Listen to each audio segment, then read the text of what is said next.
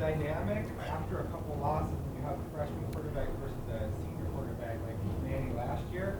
What's that like, and who are some of the voices that you think are really helpful to the team in that situation? Yeah, that's a good question. You definitely you start looking at your seniors and your older guys, and you would like to look at guys that are on the front lines, because those are usually the guys that are the Coles, the Steve Millers, the Alex Lasoyas, those guys that have been around here that have had experience of winning games, losing games, the mindset. How do you attack that? How do you approach that? And so, that's the thing. When I was on the phone last night, called every offensive lineman, just talking to them about their thoughts, their attitudes, where's the team at, the temperament of the team, and everything seems to be great, and the guys are just wanting to get the bad taste out of their mouth. But, to answer your question, you just you look for the older, experienced guys to do that and lead these guys in the right way. You're very energetic, kind of motivating. Do you ask players to execute certain things in that regard to keep, the focus and the energy the way you want it to be? Yes, there's times I tell the quarterbacks that, being part of leadership sometimes is you got to create things. And sometimes you have to step outside of your comfort zone, and maybe a little bit. You don't want it to be fake energy and all of that enthusiastic. People see through that. It actually has a negative, deal to it, and so you don't want them to be fake. You want it to be authentic. But I do tell them, hey, this is the time where now you need to be a little more vocal. All right, this is a time where leadership is built in adverse times. It's easy to be a leader when it's sunny and 70 degrees outside. Anybody can do that. It's hard when everything is challenging all around you. And if you think you're out there leading and you turn around, nobody's following you. Somebody said before, that's just taking a walk, right? You got to look back and people are following you. And I tell the quarterbacks, you ever want to be a great quarterback, I promise you the New England Patriots follow Tom Brady after a couple losses. They take his lead on what to do. And that's the kind of where you want to get to. And you need to start working on that now. And what a better time is in adverse situations. That's where leadership is built. And don't look at this as a negative thing. Look at this as a positive thing in your development as a quarterback and as a leader.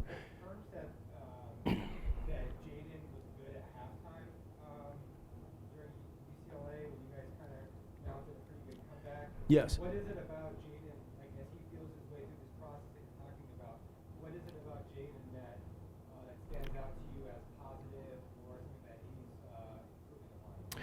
He's not emotional. He's just not. When you get, he doesn't, sometimes emotions can be definitely taken negative, and he's not like that. He's the same guy. He's very, very consistent. And when you're around him, it just has that it factor that you believe things are going to be okay. And that's the thing. And it's hard to put a finger on it. It's not words that he says. It's really not it's just how he carries himself every day. And he never gets too down, never gets too up. And I think that's the special quality that he has.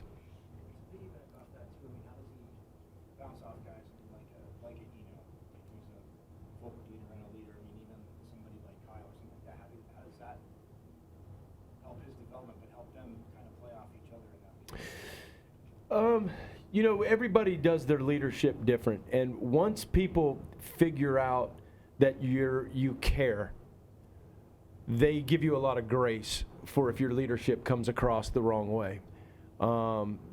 Somebody can yell at a guy, and then another guy yell at a guy, and there's probably going to be a fist fight. You know what I'm saying? And I mean, I'm being serious. I mean, that's the way it is. But they'll look over at somebody like Eno, and Eno's getting on to him. It's yeah.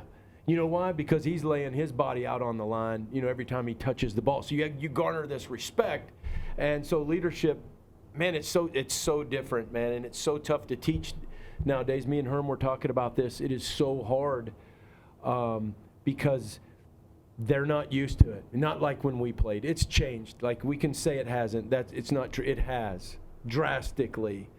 There's not as much holding each other verbally accountable and stepping out of that comfort zone anymore. The kids just don't do that. So when they do it, you got to be careful because it could get turned into a hostile situation. So you're always monitoring, you're always talking to the kids about it. And I know I'm not answering your question like specifically, but I really don't know how to answer that. I just know that they all have different leadership styles, and some of them have the respect factor behind it, and that works. And Eno's one of those guys that does, and along with Jaden, and I've been around a lot of guys where it doesn't. And when they open up their mouth, things actually get worse. So you tell them to be quiet. And I've been around guys like that, and fortunately we don't have those type of guys on offense. You've got two freshman quarterbacks in this game. What is your assessment on Jaden? And I know that you're on the offensive side of the ball, But I've watched Keaton. I've watched him play. differences and similarities between Keaton and Jaden?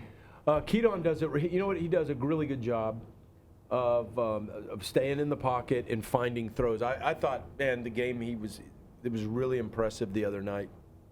And even though he threw a couple picks, I mean, that's going to happen in your development, especially the offense, that they're running. If you want to do some research, go look and see how many interceptions Tim Couch threw in 98. You'd be like, wow, man, he threw that many interceptions? But he lit the world on fire, and that's when the air raid started, and everybody's like, oh my gosh. So you're going to have a higher amount of interceptions. So I wouldn't let that influence me how good of a player he is with the number of interceptions that he has right now. It comes with the offense. I know you're really familiar with Clancy. How has he evolved defensively over the years? What do you see as the hallmarks of what he's doing right now? It seems like they get pretty funky on third downs. They're going to bring all kinds of stuff, and good luck trying to figure out, what coverage it's going to be. They disguise cover two as good as anybody I've seen. Like, I thought Utah did a great job. They disguised their coverage as well. So they do a good job of disguising coverages. And thank goodness we don't run an offense that relies on a whole lot of coverage recognition and like, oh, we're going to call this play because I think it's going to be cover two. You better have catch-alls where that's going to be good against 3-2, man, 0. You always have an answer. You always know where to go with the ball as far as the quarterback. Because if you were a guy that was doing that, they would give you on third down, they'd hurt you, and they do. What I see him doing is letting his players play, letting them run to the ball. Oh my gosh, do those guys run to the ball, and are they athletic?